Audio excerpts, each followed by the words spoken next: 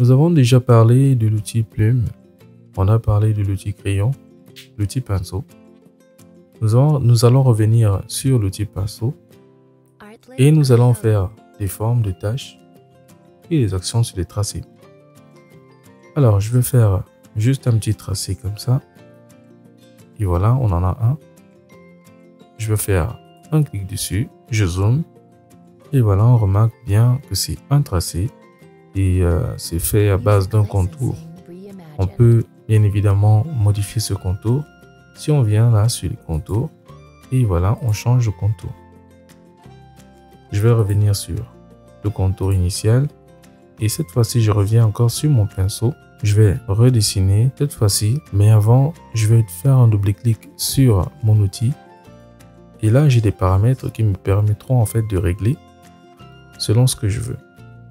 On va aller ici, premièrement, sur la fidélité. Et je vais dire OK. Je vais refaire un tracé.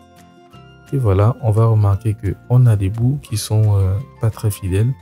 Ils sont un peu carrés. Je vais revenir double-cliquer dessus. Et je vais arrondir cette fois-ci au niveau de la fidélité.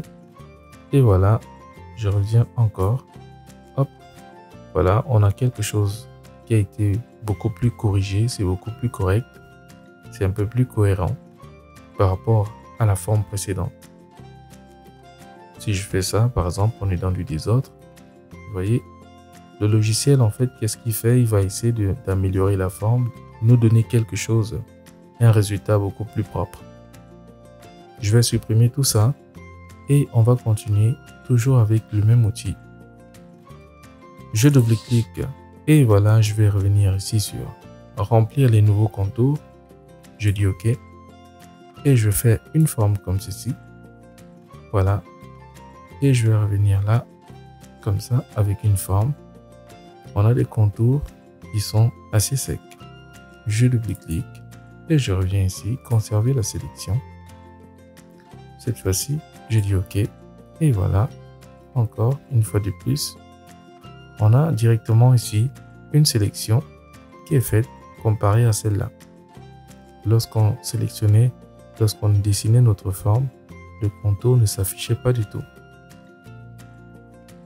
Je reviens et je vais dire, je dis coche conserver la sélection. Et voilà, on va juste aller comme ceci. Vous voyez la différence.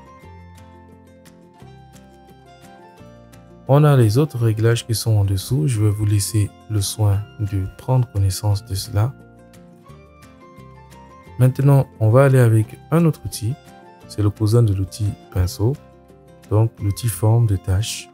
Dans le raccourci clavier, c'est majuscule B. On va tracer comme ça. Et hop. On va tout de suite remarquer qu'il y a une différence entre ces deux tracés-là. Non seulement ça n'a pas été sélectionné, comme avec celui-là, mais en plus de cela, ça n'a pas de contour du tout.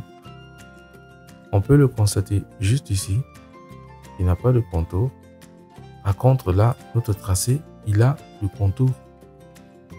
Alors, si je viens sur ce tracé-ci et je sélectionne le contour, j'attribue une couleur, on voit bien que le contour, il a été vert.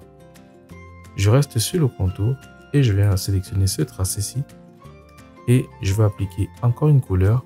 On voit qu'il y a une différence. On a toujours du noir, mais cette fois-ci, on a du contour qui entoure notre noir.